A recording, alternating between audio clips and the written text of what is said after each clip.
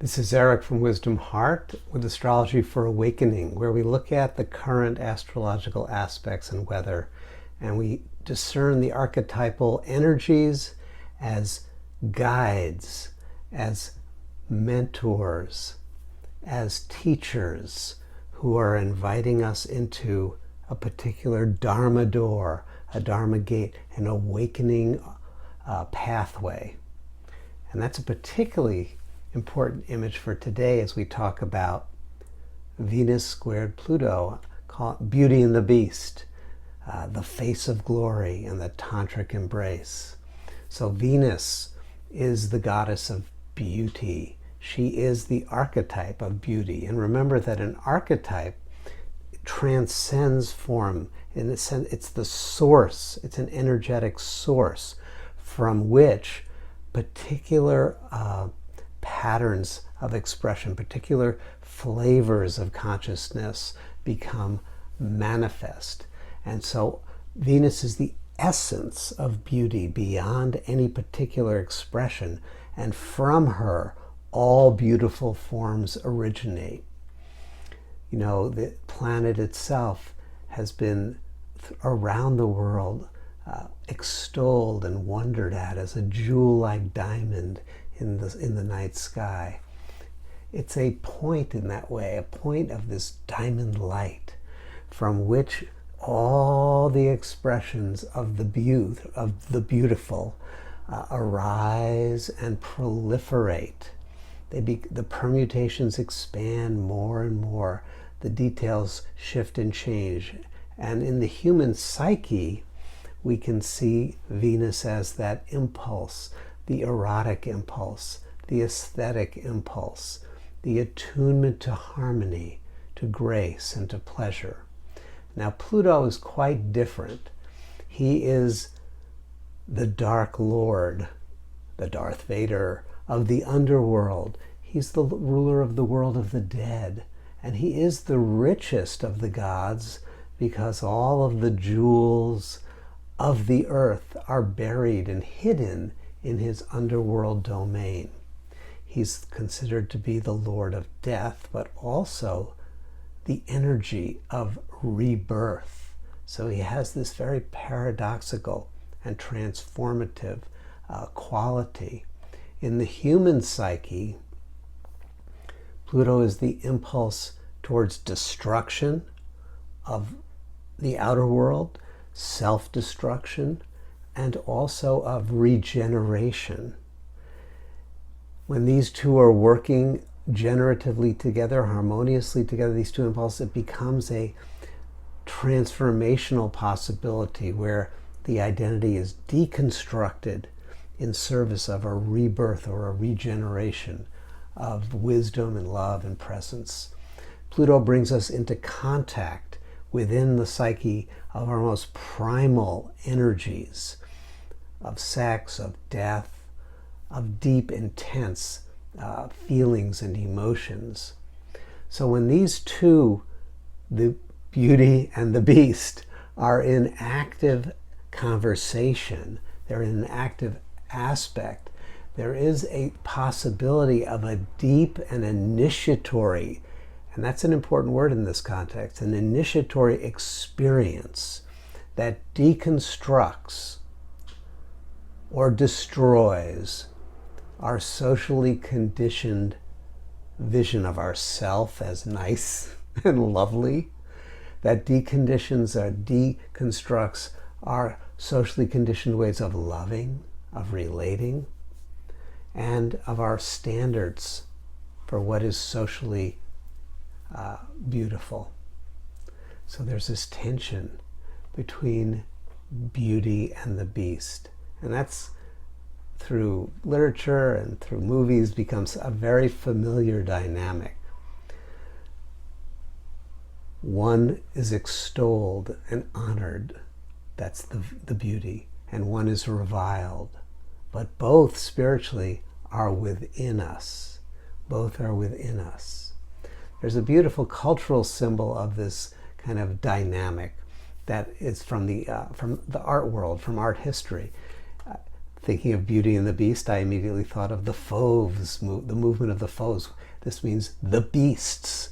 This is a 20th century art movement, early 20th century art movement that was named the Beasts, the Fauve movement, mockingly and in a denigrating way by the critics and by the Academy of the time.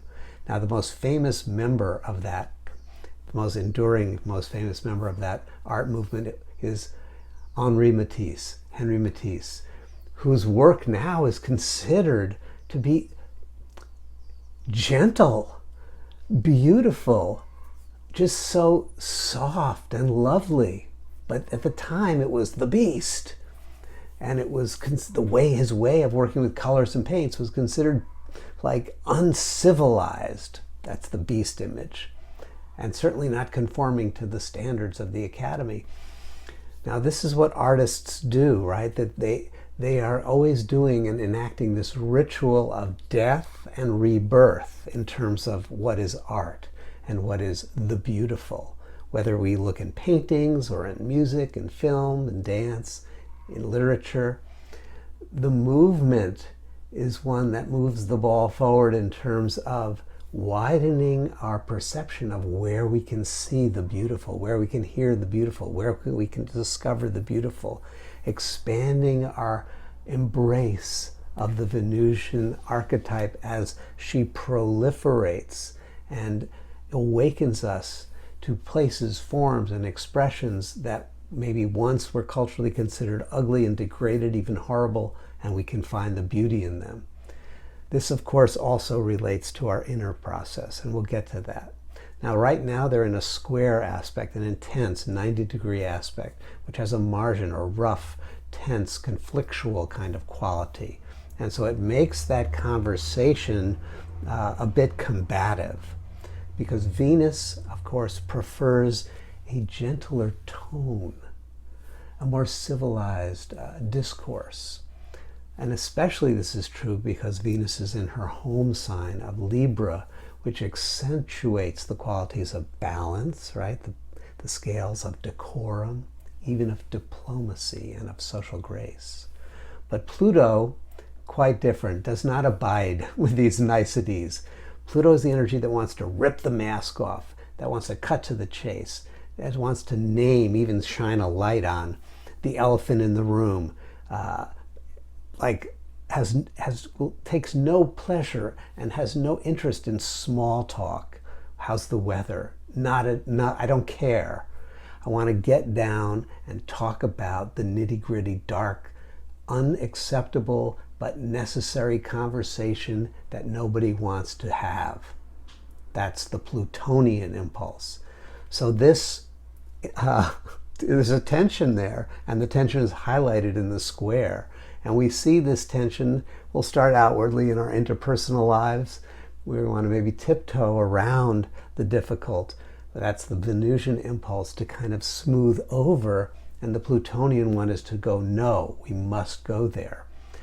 And sometimes it takes us there. That's the point, without our apparent agreement, without our surface mind's agreement. The deep mind pulls us down into the depths to face what needs to be faced. And we see this in our collective lives, certainly. In this endless unearthing of sex and money scandals and power struggles. We see it in the revealing at this time, literally today as I'm making this, of our cultural darkness when it comes to honoring the feminine and allowing the most primal forces of sexuality and reproduction to be given over to the feminine domain. This happened in Texas, the abortion rights or non-rights movement and bill and law, pushing Venus and the reproductive rights into the shadows, into the dark alleys. But it reveals this tension that we have culturally, and it reveals the brutality of our relationship with the divine feminine.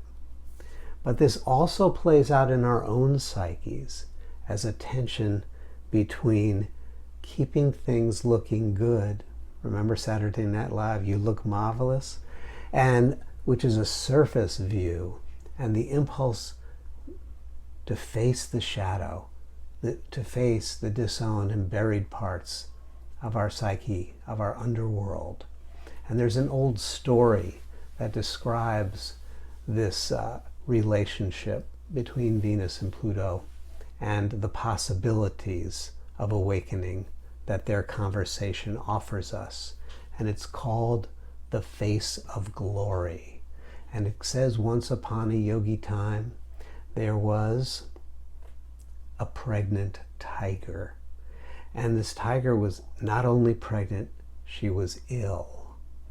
And as she was struggling to survive in order to give birth to her child, she came to the edge of a field, and there was a flock of, if that's the right term, sheep. And she leapt to attack and to kill a sheep in order to feed herself and to nourish her body to be able to give birth, but she died in midair. And as she hit the ground dead, the baby tiger was ejected from her body, surrounded by a whole bunch of sheep. The sheep raised that tiger as their own. And fast forwarding, one day they were grazing together on that field when out of the forest came a huge male tiger who roared and leapt, and all of the sheep scattered except for the little tiger. He remained looking up. The big tiger was stunned to find a young tiger there in the midst of all of this potential dinner. And he said, "What are you doing here?" And the baby tiger, the youthful tiger, looked up and said, "Ba, ba." The big tiger grabbed him by the scruff of the neck and pulled him over to the side of a pond. And he said, look at me, teeth, whiskers, stripes. Look at your arms, stripes. Feel your face, whiskers, your teeth, sharp. You are a tiger." And the youthful tiger looked at him and said, "Ba." The tiger said, "Come closer to the water." The still pond was like a mirror. Remember, the symbol of Venus is the mirror. The still pond was like a mirror, and looking into the mirror, the two tiger faces. The elder tiger said, "Look, the eyes, the stripes, the ears, the whiskers, the teeth. You are a tiger." Bah. Oh. That mirror was not enough. That mirror reflected the face, but he couldn't see through his conditioning. And the tiger grabbed him, the elder tiger, the mentor, grabbed him and dragged the youthful tiger back to his lair. In the lair, there was the rotting carcass of his last kill. Bloody, disgusting. And he took the youthful tiger's face and he smashed it, pressed it into the rotting carcass. And he let go. The youthful tiger lifted his head, and the blood from the carcass dripped into his mouth. He tasted it, and he went, "Rah!" And that is called the face of glory. It's also called the roar of awakening. It's a deep teaching that says to us, we have to go to the place that we do not wish to go and taste the fierce nature of life. And when we do, we will remember who we are, and we will roar. And that roar is a roar from the depths And it is the roar of the deep beauty, not the superficial conditioned social beauty, the deep beauty. It's called the face of glory. And above the temples in the ancient days, above every temple, and we can still see these images reflected in even at Notre Dame, the gargoyles, and we can see it in other cultures, the fierce face over the temple door. You cannot enter the sacred sanctum. We cannot enter the Holy of Holies if we will not acknowledge that fierce face. Singing beautiful sounds, burning incense, talking in a soft yoga voice, they all have their place. But Venus squared Pluto is inviting us to a deeper conversation, a tantric conversation that invites us to face that which we have demeaned, to embrace that which we have rejected, to become intimate with the face of glory. And whatever that is for you, whatever that is for me, that part of us that we've said, you're not beautiful, and you're a beast, hide, go away. We need to taste it. We need to ingest it. We need to digest it, integrate it, and give rise to the deeper beauty that is waiting to be embodied and expressed through you and as you, the face of glory, the roar of your awakening.